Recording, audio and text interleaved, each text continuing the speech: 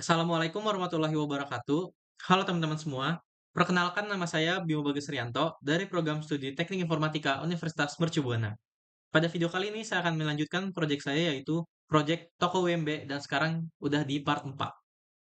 Jadi ada beberapa fungsi yang mau saya tambahkan. Yang pertama fungsi logout, lalu yang kedua saya akan membuat pada saat setelah login dia akan masuk ke halaman produk view list, bukan ke produk view lagi, yaitu list produknya.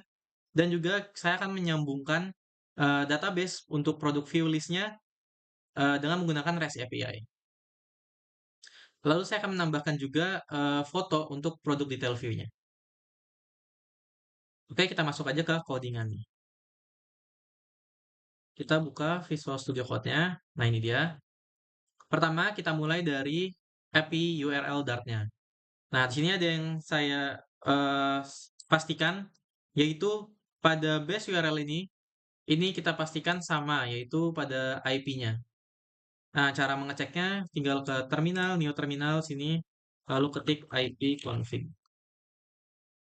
Lalu di IPv4 address, karena saya menggunakan WiFi, lalu cek IPv4 address-nya, pastikan IP-nya sama, 192.168.1.2.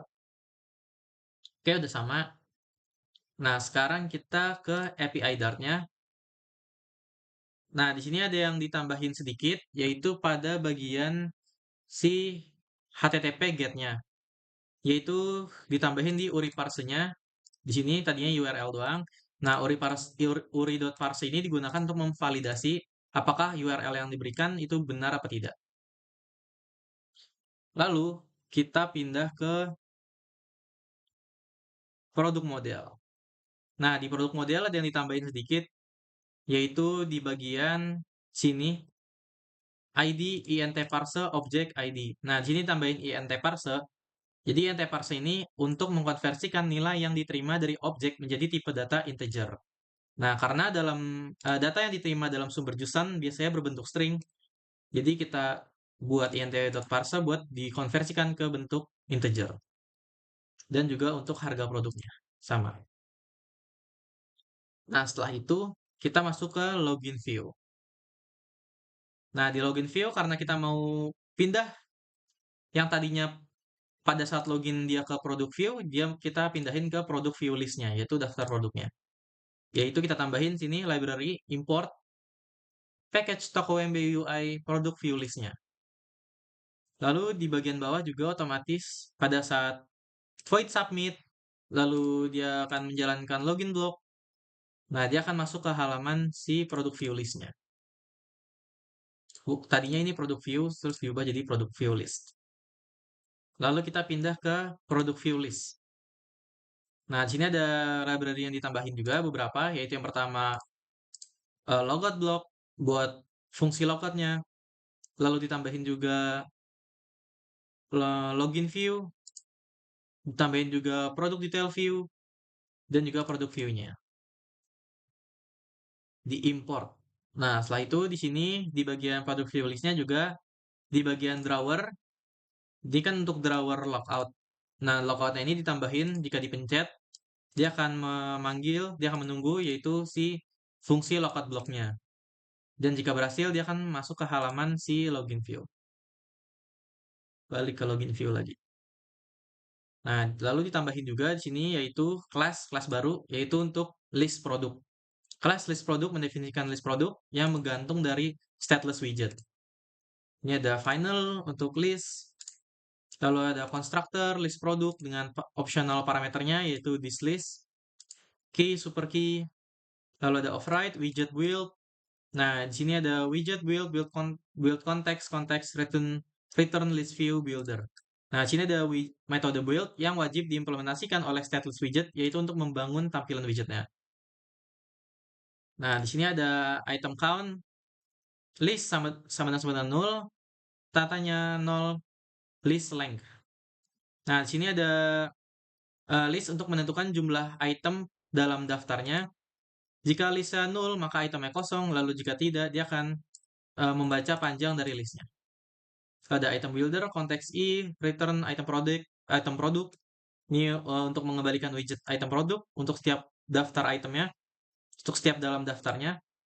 Ada produk, list, I. Nah, ini untuk mengambil item pada indeks I, yaitu widgetnya item produk di bawah sini ya. Nah, setelah itu kita ke produk detail view.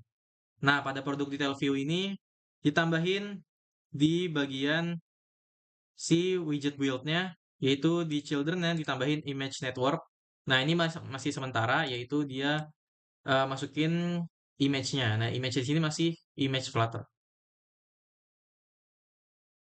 Oke, kalau udah, kita bisa langsung ke tahap pengujiannya. Nah, untuk tahap pengujiannya, jangan lupa kita pada saat ini memakai browser. Nah, untuk bisa menjalan di browser, jangan lupa security browsernya dimatiin dulu, yaitu dengan Flutter ini Flutteran Chrome sebentar. Chrome si web browser flag-nya disable web security.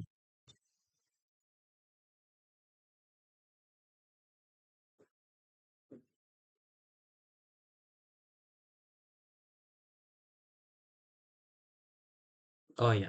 Jangan lupa XMPP control panel-nya juga harus dihidupin dulu di bagian Apache dan MySQL-nya. Lalu selagi menunggu, kita cek dulu untuk database-nya ke PHP localhost. Nah, ini dia. Kita cek.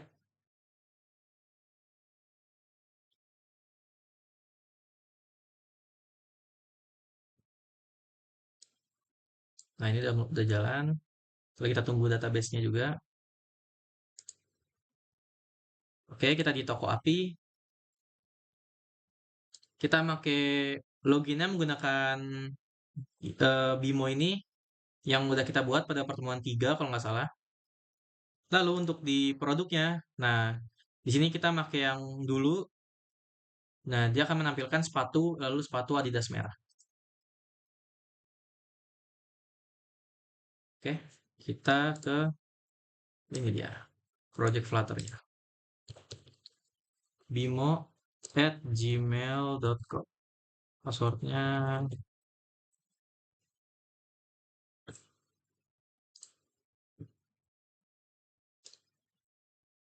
Ah, nah dia setelah login, nah dia akan masuk ke halaman list produknya. Lalu ini ada sepatu dan sepatu Adidas merah, apakah sesuai? Yap, sesuai dengan database-nya. Nah, tadi kita udah tambahin image juga kalau kita pencet.